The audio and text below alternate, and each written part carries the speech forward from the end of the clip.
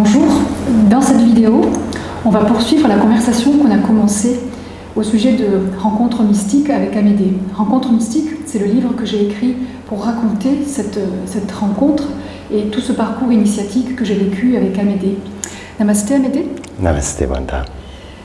Aujourd'hui, j'aimerais qu'on aborde le sujet, un des sujets qui a été le plus interpellant pour moi lorsque je t'ai rencontré, c'est cette notion d'illusion dans laquelle on vit et comment faire la différence entre l'illusion et la réalité.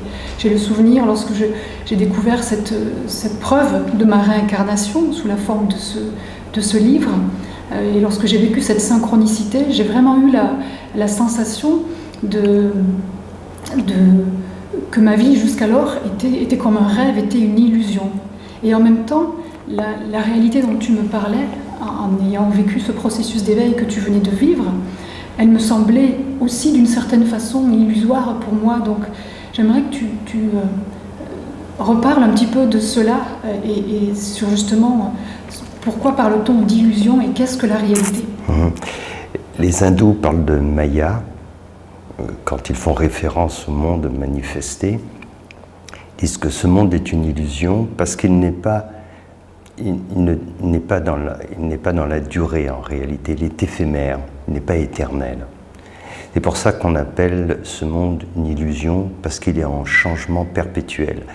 Et on l'appelle une illusion justement en parallèle avec une dimension qui, elle, n'est pas éphémère, qui est éternelle, c'est la dimension spirituelle.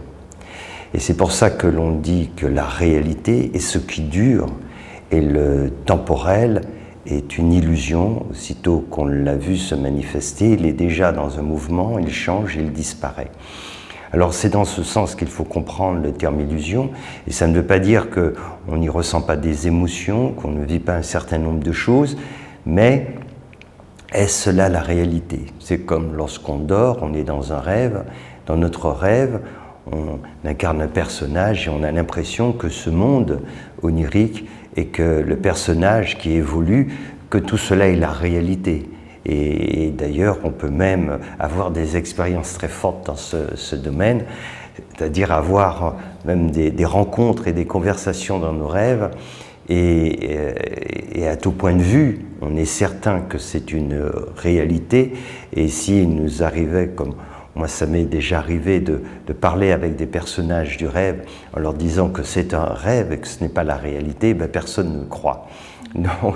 Et pour autant, au moment où on se réveille, on réalise que ce n'était pas la réalité parce qu'on connaît une autre réalité pour nous qui est le dur. C'est cette réalité dans laquelle on est incarné, mais qui du point de vue spirituel est une illusion aussi.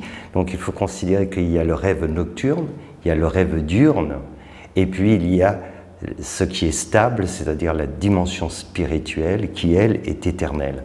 Et c'est pour ça qu'on parle d'une illusion, du fait que tout cela ne dure pas, que tout est changeant, et que finalement il ne reste plus rien de cela. Il suffit d'observer un peu le monde, tout ce qui a pu se passer quelque part, dans n'importe quelle grande ville, et quand on la regarde aujourd'hui, dans l'instant présent, tout cela a disparu, tout cela n'existe plus. En fait, les bouddhistes ont un terme pour décrire cela qui est l'impermanence, oui, qui nous permet de comprendre qu'en fait, cela ne dure pas. Pour autant, les événements qui se produisent laissent des traces. Lorsqu'on va dans un lieu, par exemple, où il s'est passé certaines choses, des lieux chargés d'histoire, on sent bien une énergie, une atmosphère particulière. Certaines personnes peuvent même avoir des perceptions de ce qui s'est passé. Donc, quelque part, ce qui s'est passé, comme lorsque dans notre propre vie, on a vécu des moments heureux, des moments malheureux, on a eu des souffrances, on a quand même cette impression que ça s'est produit, que ça a une forme de réalité. Oui, ça s'est produit dans notre rêve. Ça s'est produit dans notre rêve. Et ce rêve diurne, il est plus long que le rêve nocturne, mais il ne reste pas moins un rêve. Si on regarde la vie à l'échelle de la planète, de la Terre, 4,5 milliards d'années, la venue de l'homme est tellement tellement éphémère. Elle s'est faite il y a quelques instants, quelques secondes à cette échelle, et finalement de tout ce dont on parle, c'est vraiment totalement illusoire. Tout cela disparaît. En fait, dans cette approche de l'illusion, ce qu'il faut vraiment comprendre, c'est que la référence, c'est ce qui dure, ce qui est permanent. C'est ça qu'on appelle la vérité. Et d'ailleurs, on peut le transposer dans différents domaines. Quand on parle de vérité universelle, ce sont des vérités qui durent, qui étaient là avant que les hommes arrivent et qui continueront, qui seront toujours présentes quand l'homme ne sera plus. Alors que les vérités, les nôtres, celles des uns et des autres, c'est comme les lois des hommes, elles ne font que changer, elles disparaissent, d'autres naissent et elles disparaissent, etc. Ça, c'est le mouvement perpétuel. Ce qui est de nature universelle demeure. C'est là qu'il faut bien comprendre. Cette notion d'irréalité, d'illusion, c'est finalement ce qui est éphémère, ça. Et donc, c'est très important pour comprendre que finalement, on vit dans ce côté éphémère. Et la question, c'est de savoir, est-ce qu'on est uniquement un être éphémère? Est-ce qu'on fait partie juste de cette illusion, ou il y a quelque chose en nous qui n'est pas dans cette illusion? Et c'est ça qui est important à réaliser. Et dès lors qu'on réalise effectivement qu'il y a une dimension en nous qui, elle, est éternelle, qui est le point fixe en réalité, alors on comprend mieux de quoi il s'agit. Et effectivement, si on fait une démarche afin de connaître cette dimension éternelle de notre être, cette dimension spirituelle, ça change tout dans notre monde d'illusions. C'est vrai. Ça me fait penser à une expérience que j'ai vécue dans ce chemin initiatique lorsque tu m'as, juste avant que tu me donnes ce nom spirituel de Brata, et je m'étais isolée pendant 3 jours pour faire un jeûne, pour méditer, et c'était un moment très spécial de ce parcours. Et je me souviens, à un moment donné, je méditais et tout d'un coup, je ne sais pas exactement comment ça s'est passé. En fait, j'avais l'impression qu'il ne se passait rien de spécial, et je t'en avais parlé au téléphone et tu m'avais dit de continuer à méditer, et j'ai continué à méditer. Et puis ça s'est produit tout d'un coup. En fait, je me suis rendu compte que tout ce que j'avais vécu, en fait, la pensée m'est venue, mais c'était vraiment une compréhension intime, c'était qu'il ne s'était rien passé. Et j'ai repensé à des souvenirs de choses que j'avais vécues, qui avaient été difficiles à vivre. Et quand j'y repensais, ça me faisait sourire, et je me disais, mais en fait, il ne s'est rien passé. Et j'avais été émerveillée par cette prise de conscience, parce que c'était vraiment, pour le coup, quelque chose de pas intellectuel, mais que j'ai vraiment vécu.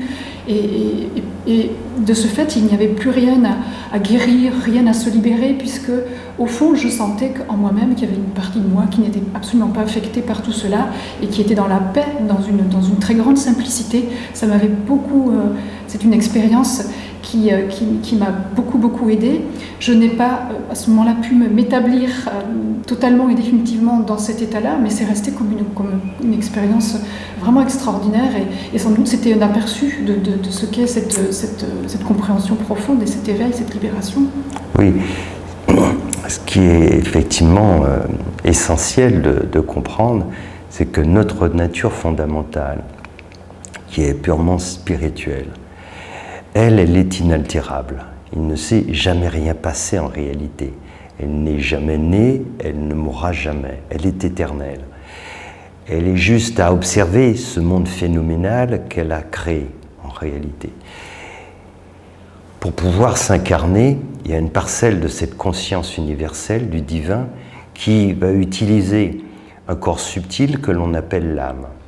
Et l'âme, au fil des incarnations, va conserver la mémoire d'un certain nombre de vies et d'actions pour progressivement s'élever, puisque le but étant la spiritualisation de la matière, l'âme s'incarne, et progressivement, au fil de ces incarnations, on prend conscience de notre nature divine. Évidemment, ça s'étale sur beaucoup de temps à l'échelle humaine, hein, c'est très peu de temps sur une autre échelle, mais c'est beaucoup de temps à l'échelle humaine.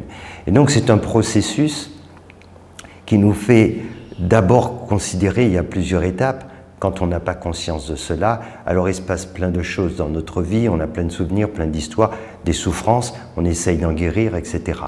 Si on va plus loin que cela et qu'on commence à faire une démarche plus introspective, on peut avoir des flashs de cette mémoire de l'âme.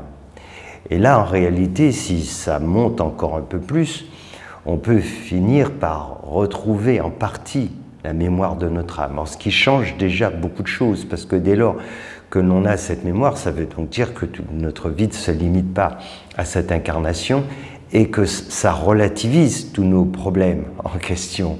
Ça relativise énormément de choses. Et donc déjà, c'est un apaisement par cette compréhension qui est pas intellectuelle. Je veux dire, cette mémoire de l'âme, c'est comme des souvenirs qu'on se rappelle, donc c'est quelque chose de réel. Mais on peut aller encore beaucoup plus loin que cela, parce que l'âme, c'est le véhicule de cette conscience. Et du point de vue de la conscience, tout cela, c'est une traversée, mais il ne se produit rien au niveau de la conscience. Et donc, quand on fait cette expérience mystique profonde, qui est finalement ce retour au centre de notre être, alors on réalise évidemment qu'il ne s'est jamais rien passé et qu'il ne peut rien se passer. En fait, on est totalement inaltérable, c'est la nature de notre conscience. Alors quand cela rayonne à travers notre corps, notre être, ça nous apaise énormément, car évidemment ça change tout. Ça change tout. C'est comme quand on est dans un rêve, si à un moment donné on fait un cauchemar, ça peut être très difficile, mais si on réalise dans ce cauchemar que ce n'est qu'un rêve, c'est pas du tout pareil. Oui. C'est très souvent ce qui se passe lorsque j'accompagne les régressions dans les vies antérieures. L'expérience que les personnes font, c'est bon, lorsqu'on accède à des mémoires de vie passée, c'est pas toujours facile. Hein. C'est des expériences, beaucoup de souffrances, des fois de morts violentes. Et un des moments les plus importants, c'est le moment où on sent qu'on quitte notre corps. Et là, j'en ai fait moi-même l'expérience. Et très souvent, les personnes que j'accompagne font cette expérience, une sensation de paix, de libération. Pour celles qui arrivent à s'élever suffisamment en conscience, en tout cas, mais beaucoup vivent cela. Il y a vraiment cette sensation, en quittant le corps, en se retrouvant sur un autre plan de conscience, en tout cas plus dans cette illusion du monde, de la matrice, une sensation de paix et de rejoindre quelque part, de se rapprocher de cette conscience, de cette unité. Effectivement, et comme tu le disais, ça change vraiment tout, parce que cela permet tellement de relativiser les choses. Et d'ailleurs, dans les régressions, très souvent, la perception, la compréhension qui ressort lorsque on arrive en fin de vie et que l'on quitte ce plan, c'est tout ce que l'on a vécu. Il y a une sorte de bilan en fait rétrospectif qui est fait, si on peut utiliser ce terme. Mais ce qui est important, c'est ce que l'on a appris, c'est les leçons de vie que l'on a appris, c'est ce que l'on a apporté aux autres. Et finalement, tout le reste est oublié, tout le reste est balayé. Et parfois même, en accédant à ce qu'on appelle l'entrevie, il y a aussi beaucoup de personnes qui font cette expérience qui ne s'est rien passé. Et du coup, il n'y a même plus les questions qu'elles avaient, il n'y a plus de questions, puisqu'il n'y a même plus besoin d'avoir de réponses. Donc il y a ce moment qui est là, qui se produit, et qui est accessible. Et je dirais qu'il est accessible momentanément, grâce aux expansions de conscience. Maintenant, il y a des allers-retours, et après il y a un retour à la vie ordinaire. Et en fait, tout le défi, c'est de pouvoir intégrer cela profondément et puis continuer le chemin pour réintégrer cette nature. Oui, oui. Et c'est bien pour ça qu'effectivement, quand on fait ce type d'expérience, ça nous ouvre des perspectives, parce que c'est une expérience, ce n'est pas dans le domaine de la croyance. Et là, effectivement, après, on a le choix. Soit on va aller plus loin dans cette exploration, soit on retourne dans sa petite vie conventionnelle. Et c'est vraiment dommage de vivre de telles expériences pour continuer à faire comme si de rien n'était, surtout à notre époque, où il est vraiment essentiel de s'élever en conscience. Et en plus, le contexte y est très, très favorable. Oui. Donc c'est vraiment important, et il y a effectivement une dynamique qui se met en place. Et toutes ces expériences, finalement, ont un but, un dénominateur commun, c'est de nous aider à prendre conscience qu'on est plus que ce que l'on imagine. Voilà, que l'être humain, c'est au-delà du corps, de l'ego. Au départ, on développe les capacités, nos capacités, hein, c'est-à-dire mentales, énergétiques, physiques, et puis, quel que soit, même si on les repousse toujours plus loin, il y a une limite du corps, finalement, de tout ce qui est matérialisé un jour, de cette dimension donc éphémère du corps humain et de ce qui en découle. Mais par contre, cela nous amène à des perspectives qui sont au-delà. Et quand on a ce type d'expérience, on réalise qu'il y a autre chose en nous. Et c'est cette exploration qui nous fait finalement un jour découvrir qui nous sommes réellement et pourquoi nous sommes venus sur cette terre et beaucoup d'autres choses qui, oui, c'est vraiment très important. Bon, juste un mot, tu parlais justement sur ce chemin, ceux qui en fait savent beaucoup de choses disent toujours qu'ils ne savent rien. Et ceux qui pensent tout savoir, en réalité, n'ont pas commencé à apprendre je dirais, le b.a.-ba. Et c'est pour ça que c'est très important de garder cela à l'esprit, parce que beaucoup de gens se trompent dans la démarche, et quand on pense tout savoir, c'est qu'on a tout à apprendre.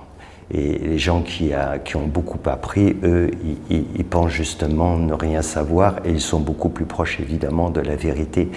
Car plus on en apprend et plus on découvre, plus on réalise que l'essentiel nous échappe complètement. Et que si on veut y avoir accès, alors il faut vraiment disparaître sur le plan de l'ego, transcender le mental, et c'est la seule possibilité.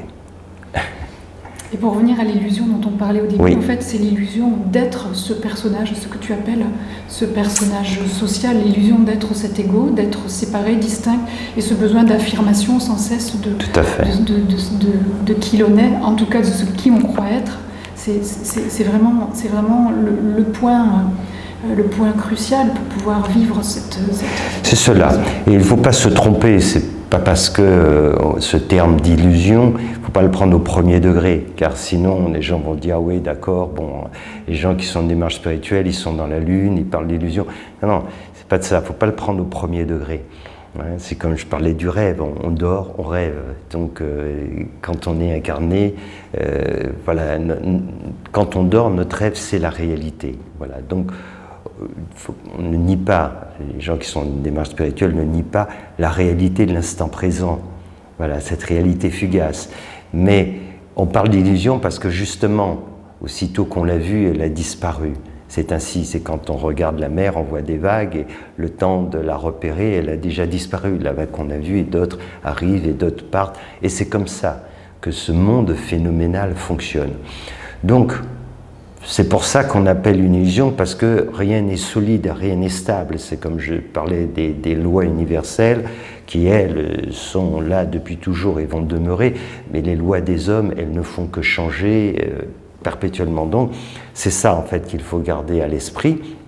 Mais pour autant, et ce qui est justement paradoxal, si nous comprenons cela, et si nous parvenons à sortir de cette illusion, de ce rêve diurne, alors nous pouvons vivre beaucoup mieux dans ce monde et avec, au contraire, beaucoup plus, je dirais, d'intelligence. Quand je parle d'intelligence, pour moi, l'intelligence, c'est notre capacité à vivre en harmonie avec soi-même, avec les autres et avec le monde.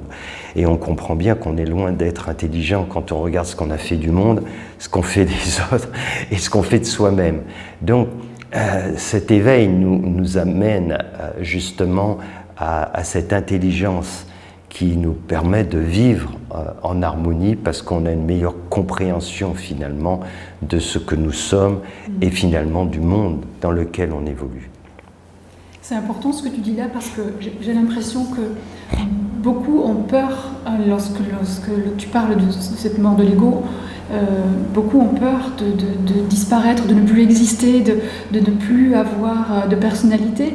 Et en fait, pour vivre ce cheminement à tes côtés depuis toutes ces années, bien 25 ans, et pour avoir rencontré aussi quelques personnes éveillées, je me suis rendu compte que les êtres qui sont éveillés ne sont pas sans personnalité. Bien au contraire, ce sont des personnes, chacun a sa personnalité, une personnalité qui est unique, qui s'exprime, qui est pleine de couleurs, d'esprit, d'humour, et qui sert à l'expression de la vérité. C'est un effacement de tout ce qui est en nous et l'ego, mais pas de nos qualités, et permet même aussi de faire émerger des qualités qui sont les qualités de notre âme et de notre conscience.